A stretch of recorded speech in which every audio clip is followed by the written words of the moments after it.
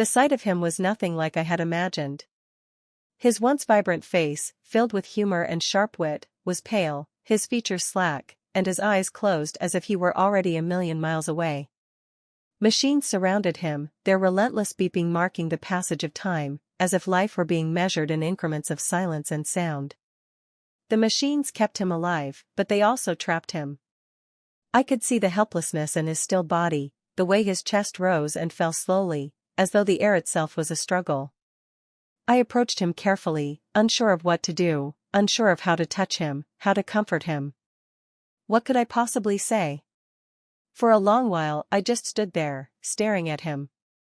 I wanted to scream, to shake him awake, to demand that this nightmare be undone. But I couldn't. I couldn't bring him back to the way he was before. I couldn't undo the stroke. All I could do was stand there and watch, helpless. I reached out, my fingers trembling as I gently touched his hand. His skin felt cold, lifeless, foreign. The man I had known was gone, replaced by something else. My heart ached as I realized that I didn't know this person in front of me.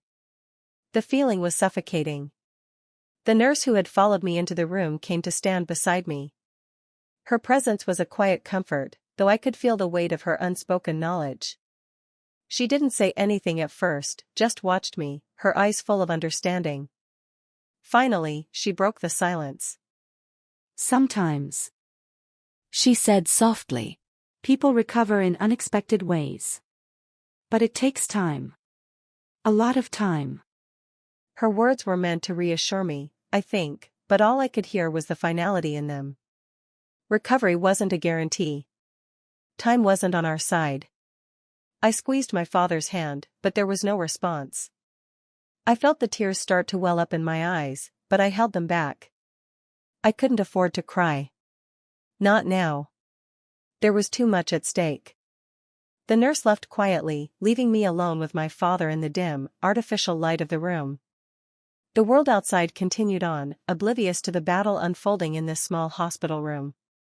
I was alone in this moment, and yet, for the first time, I truly understood the weight of responsibility that had shifted onto me. What was I supposed to do now?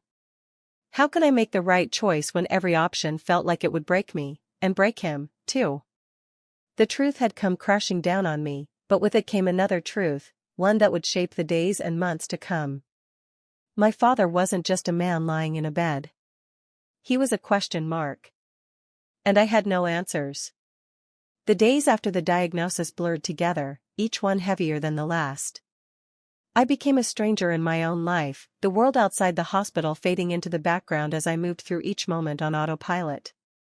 I had become consumed by the decision looming before me, the one I knew I would have to make, but that I was terrified of confronting. Every waking moment felt like a battle, not just for my father, but for my own ability to hold on to reality. The room where my father lay was a sterile, mechanical place.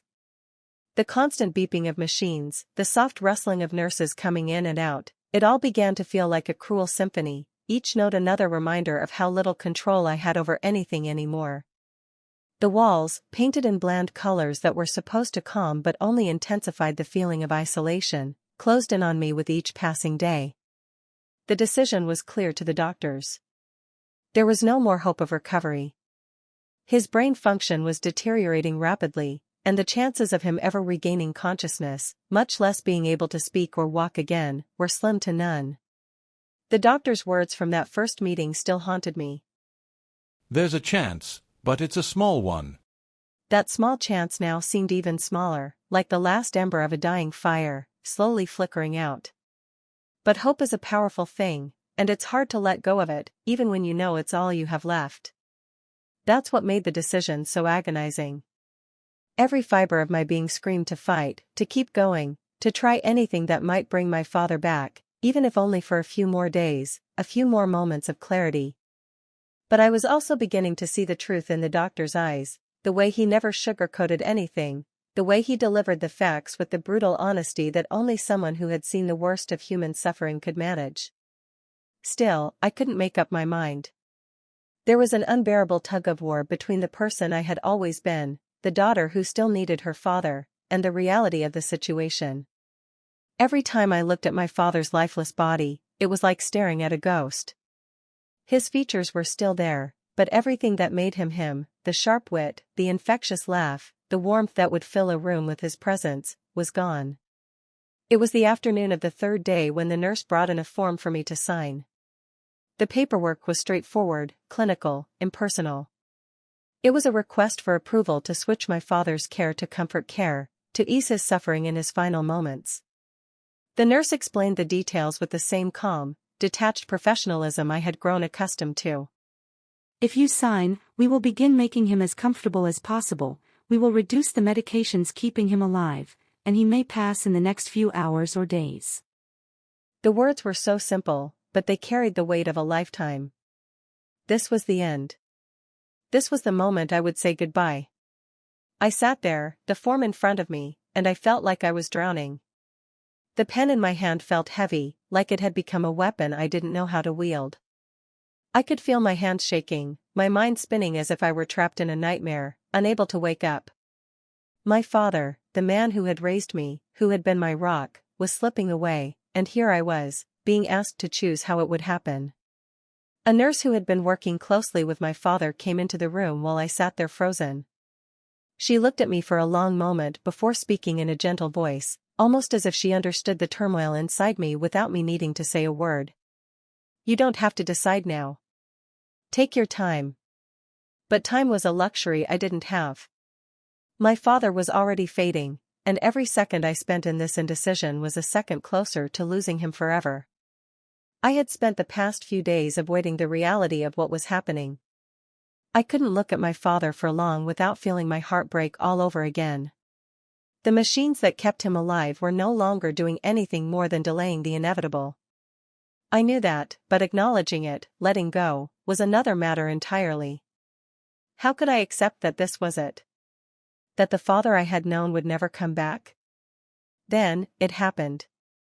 I couldn't even say when, but it was as if a shift occurred within me, an almost imperceptible moment when the fog began to lift. I knew, deep down, that the person who had been my father, the man who could tell the best stories, who taught me how to ride a bike, who could fix anything with his hands, was already gone. The body in the bed was just a shell now, and no amount of machines could restore the essence of the man I loved. I walked back to my father's room, the form still clutched in my hand, feeling the weight of it like a leaden anchor. His body was still, his chest rising and falling slowly with each breath, but those breaths felt like a cruel mockery. The person I had known was gone, and I was no longer holding on to a possibility of recovery, I was holding on to a memory. I sat by his side, just like I had so many times before when he'd been in the hospital. But this time everything was different. The familiar smell of hospital antiseptic, the soft hum of machines, it all felt foreign, as if I were trapped in someone else's life.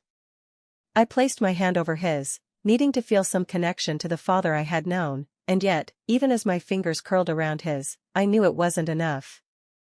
Dad. I whispered, my voice catching in my throat. I wish I could do more. I wish I could bring you back. But it's time. The words felt like a betrayal. How could I let go of him? How could I let the world go on without him in it? But as I sat there, looking at his pale face, I knew in my heart that it was time. The decision had already been made, in a way. It wasn't the decision I wanted to make, but it was the one I had to make. I signed the form, my hand shaking as I scrawled my name on the line. I could feel the finality of it, the weight of the decision bearing down on me.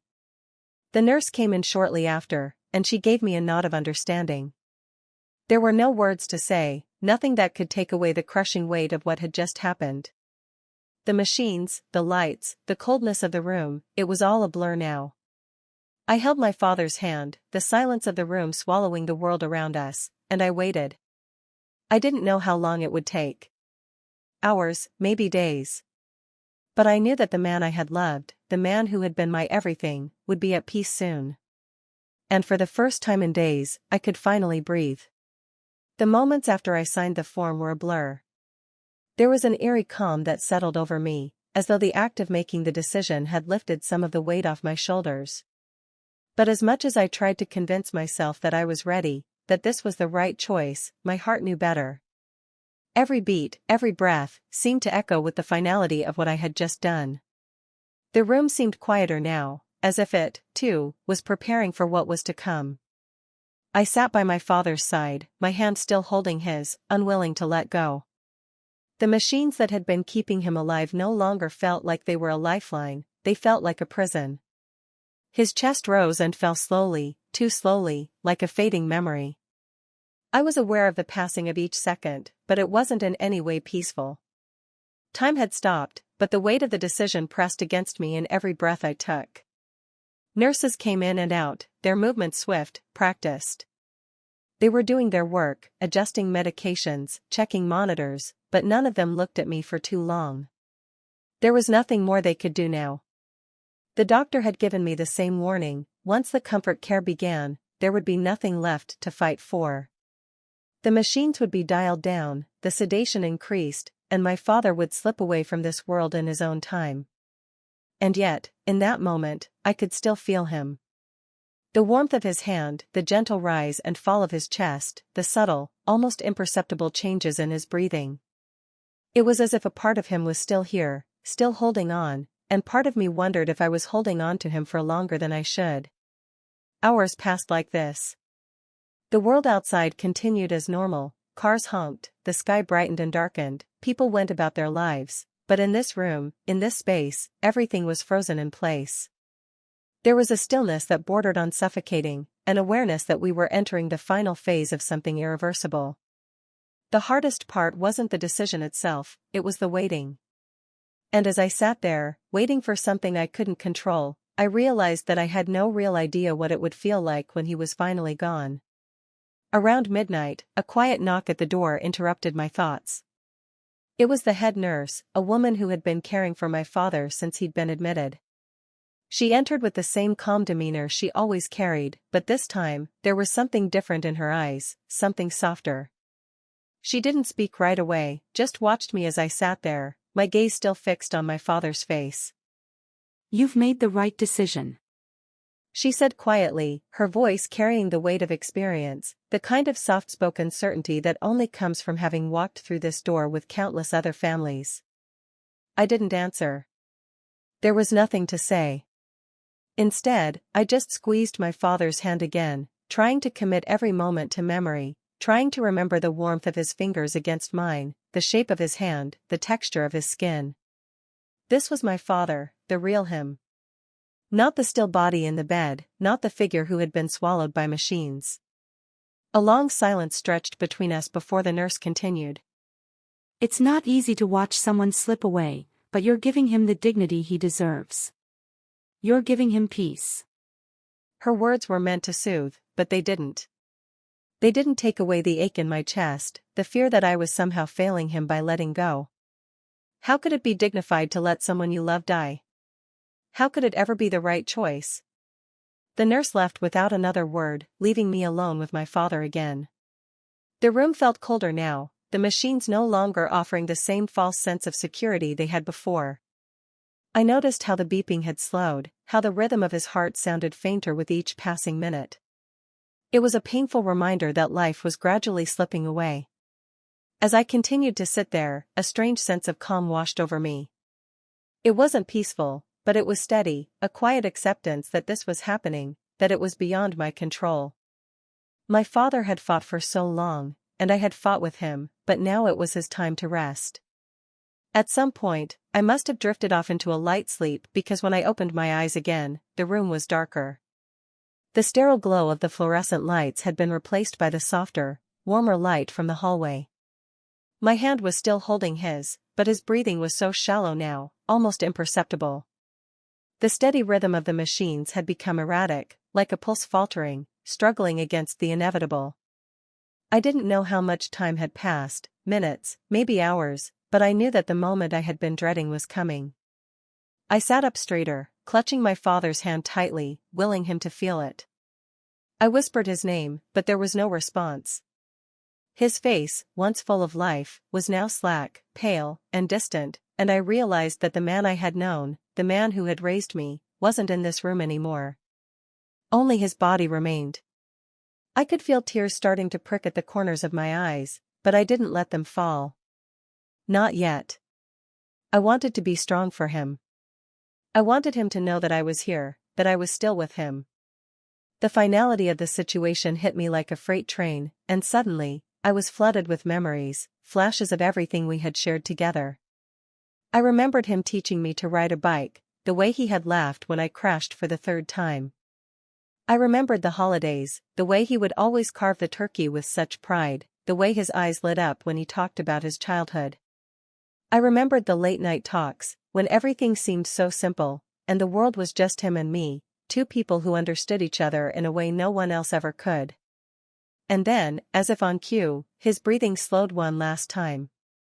The sound of the machines became a dull, hollow noise in the background. I leaned forward, my heart pounding in my chest, waiting, hoping for some sign of life, but there was nothing. No response, no movement, just the stillness of a body that had given up the fight. It felt like an eternity before the final beep sounded, the one that signaled the end. The machines flatlined, and the world seemed to stop. It wasn't dramatic, not like the movies. It wasn't a grand, cinematic moment with music swelling in the background. It was quiet.